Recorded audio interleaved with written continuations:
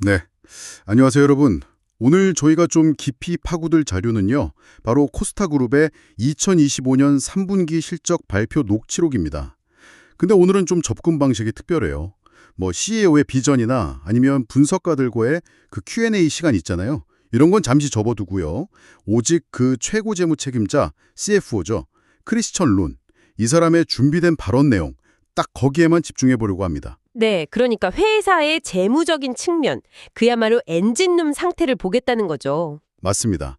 가장 객관적인 숫자들, 그리고 단기 전망, 이걸 확인하는 게 오늘 저의 목표입니다. 자, 그럼 바로 시작해 볼까요? 코스타그룹 3분기 성적표, CFO가 직접 언급한 핵심 숫자들부터 짚어보겠습니다. 이야, 시작부터 대단한 숫자가 나왔어요. 무려 58분기 연속 두 자릿수 매출 성장률이랍니다. 이거 정말 대단하지 않나요? 58분기면 와, 거의 15년 아닙니까?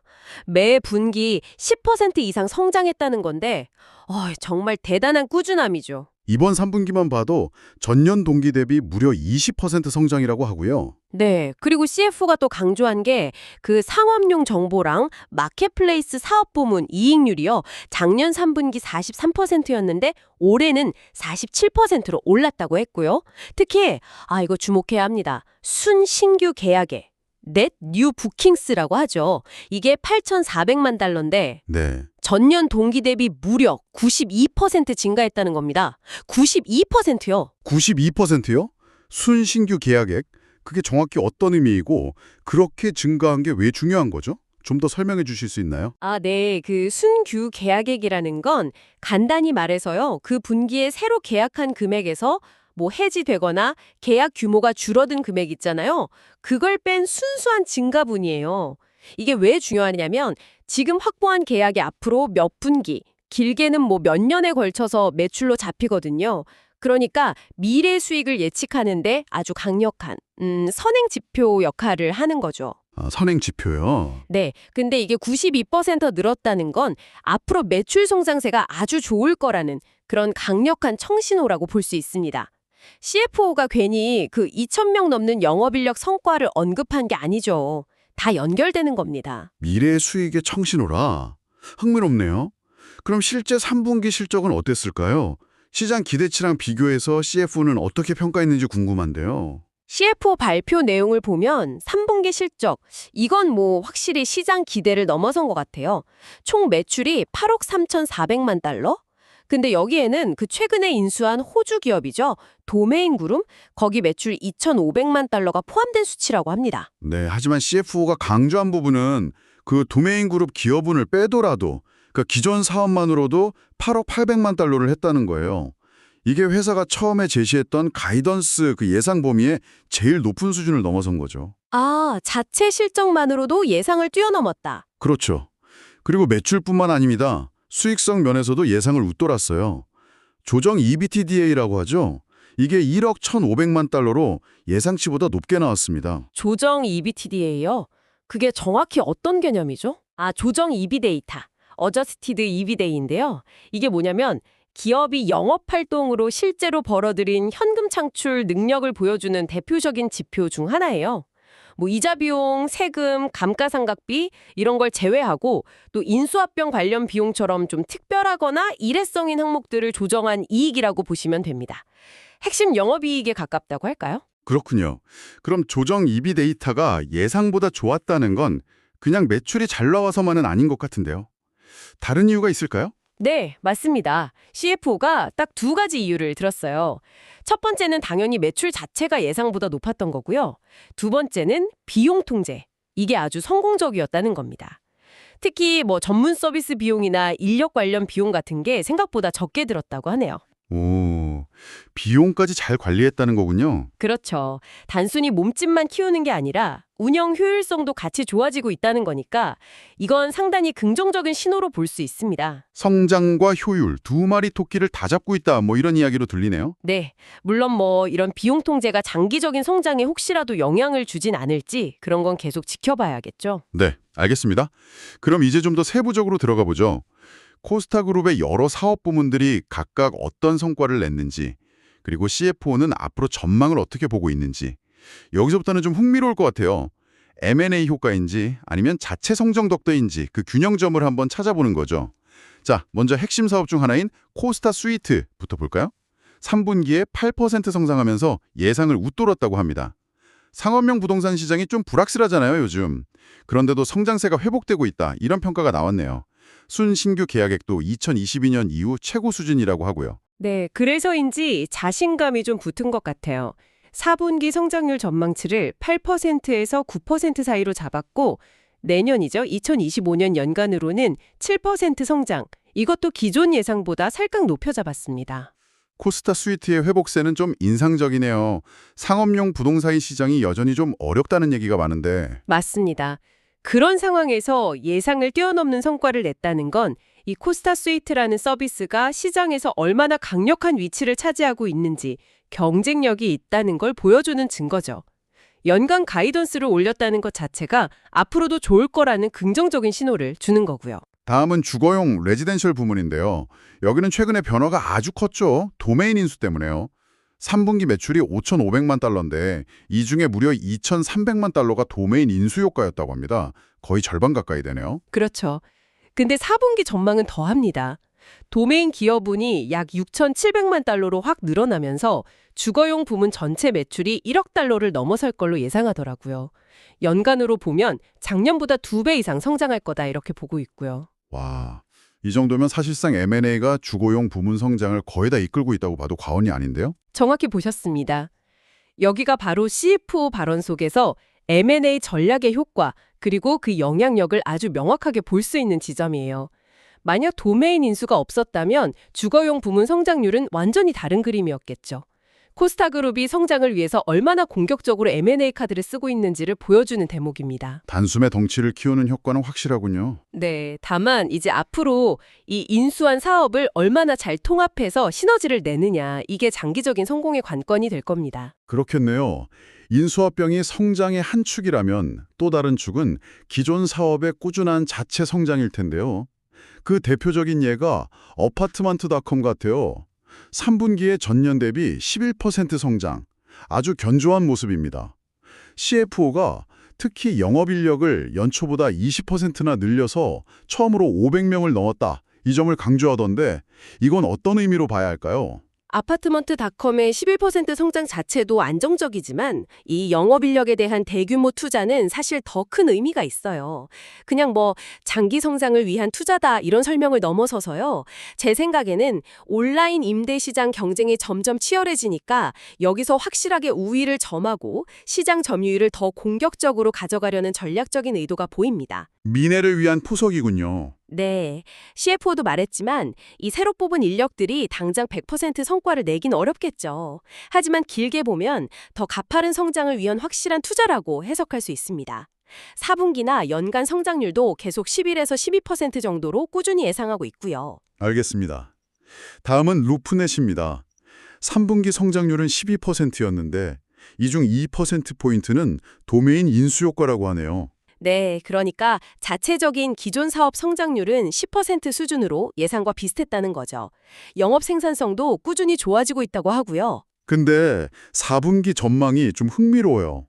전체 성장률은 15에서 17%로 예상하는데 도메인 효과를 빼고 기존 사업만으로도 11% 성장할 거다. 이게 2023년 이후 가장 높은 성장률이 될 거라고 전망했네요. 네, 바로 그 부분입니다. 이게 상당히 중요한 포인트예요. 루프넷의 기존 사업 성장률이 11%까지 회복될 거라는 전망. 이건 그동안 약간 주춤했던 성장세에서 벗어나서 다시 본 궤도에 오르고 있다는 아주 강력한 신호일 수 있습니다. 도메인 같은 외부 요인 없이도 자체 성장 동력이 다시 강해지고 있다는 점은 아주 긍정적이죠. CFO가 2026년 전망도 좋게 본다고 덧붙인 것도 이런 맥락으로 이해할 수 있습니다. 정보 서비스, 인포메이션 서비스 부문은 어땠나요? 3분기에 4,100만 달러 매출이었고 4분기도 비슷할 거라고 예상했네요. 연간 성장률은 18에서 20%로 꾸준하고요. CFO는 2026년에 나올 새로운 임대료 분석 제품이랑 임대 플랫폼에 대한 기대감을 좀 내비쳤습니다. 네.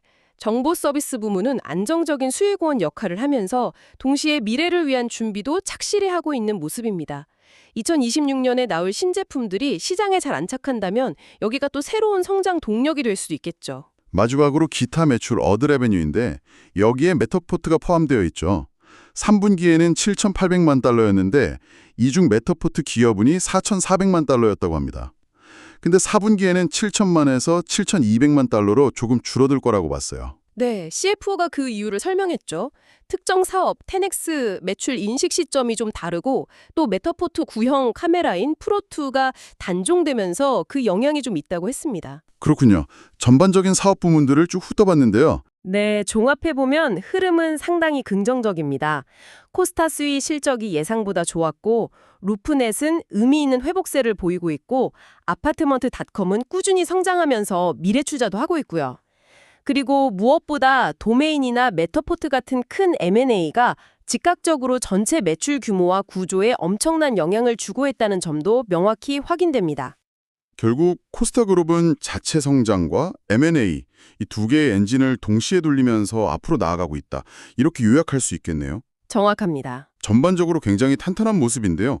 그럼 이런 성장을 뒷받침하는 회사의 재무 건전성은 어떤지도 궁금합니다.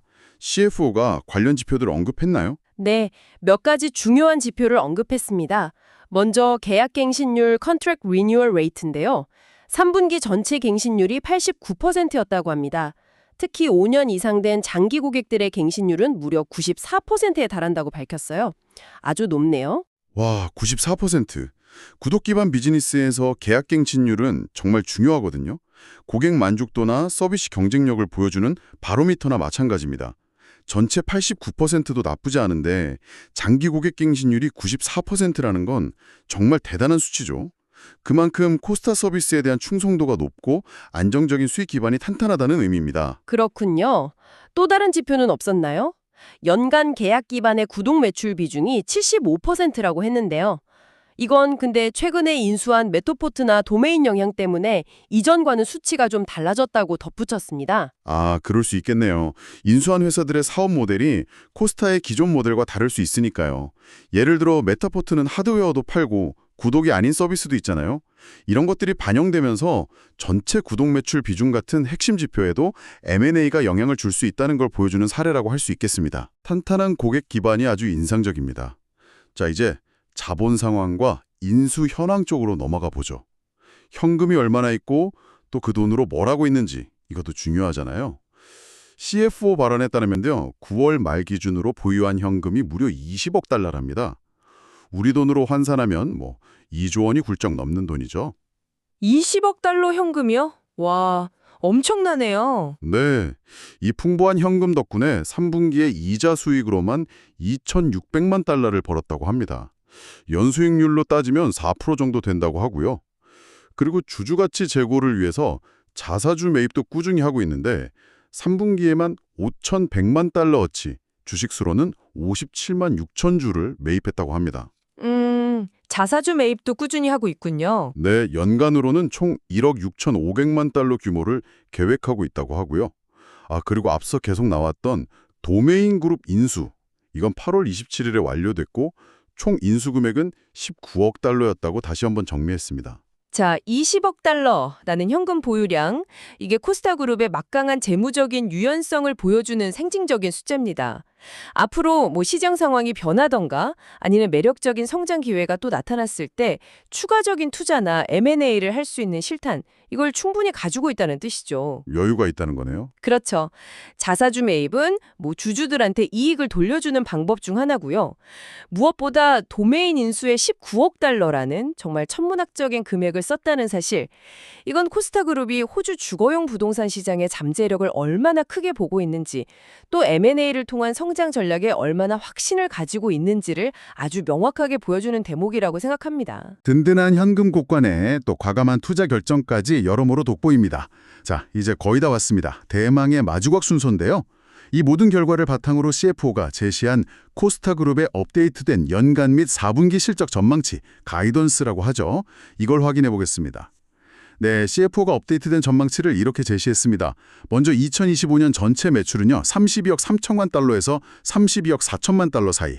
이렇게 예상했고요. 근데 이건 도메인 인수를 제외하면 기존 전망치랑 거의 비슷하다고 합니다. 아, 매출 전망은 크게 바꾸지 않았군요. 네. 그리고 4분기 매출은 8억 8,500만 달러에서 8억 9,500만 달러 사이로 전망했습니다. 자, 다음은 수익성 지표인 2025년 연간 조정 EBITDA인데요. 이게 중요합니다. 4억 1,500만 달러에서 4억 2,500만 달러 사이로 예상을 했어요. 여기에는 도메인이 한 1,500만 달러 정도 기여할 걸로 봤고요. 그런데 여기서 정말 주목해야 할 포인트는 CFO가 이 도메인 영향을 제외하고도 기존 가이던스보다 무려 2,500만 달러나 상향 조정했다고 강조했다는 점입니다. 오, 도메인 빼고도 2,500만 달러를 올렸다고요? 네, 그렇죠. 그리고 마지막으로 4분기 조정 EBITDA는 1억 5천만 달러에서 1억 6천만 달러 사이로 전망했습니다. 이야, 오늘 살펴본 내용 중에서 이게 가장 강력한 메시지인 것 같습니다. 연간 조정 EBITDA 가이던스를 상향 조정한 거예요. CFO가 직접 강조했듯이 새로 인수한 도메인 기업은 빼고도 기존 사업만으로 전망치를 2,500만 달러나 높였다는 거? 이건 정말 대단한 자신감의 표현이에요. 확실히 자신감이 느껴지네요. 네.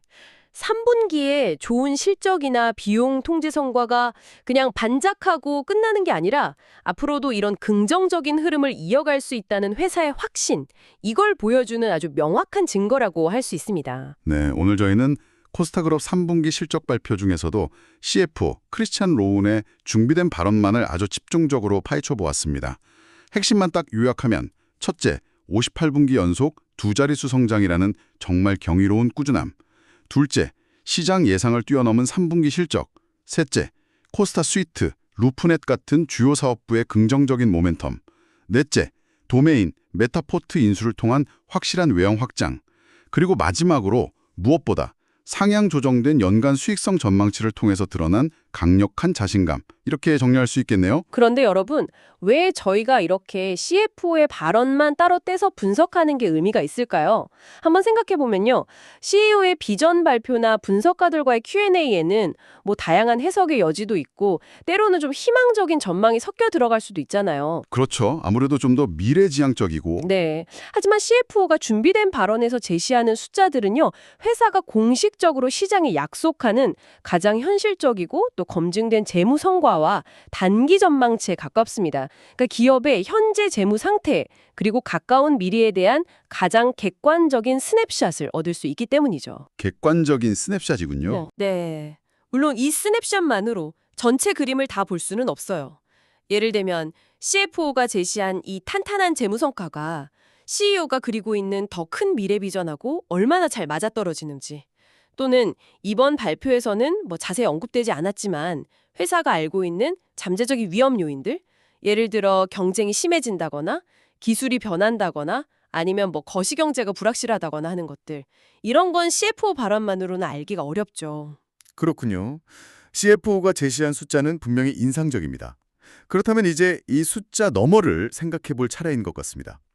오늘 CFO의 발언에는 자세히 담기지 않았지만 앞으로 코스타 그룹의 성장을 계속 이끌거나 혹은 반대로 발목을 잡을 수도 있는 가장 큰 외부 시장의 변화 동력, 아니면 내부적인 전략 과제는 무엇일지 한번 고민해 보면 어떨까요?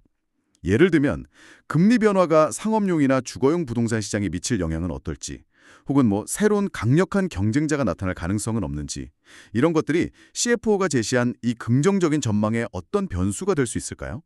이것이 저희가 오늘 여러분께 던지는 마지막 질문입니다. 오늘 심층 분석은 여기까지입니다. 함께해 주셔서 감사합니다.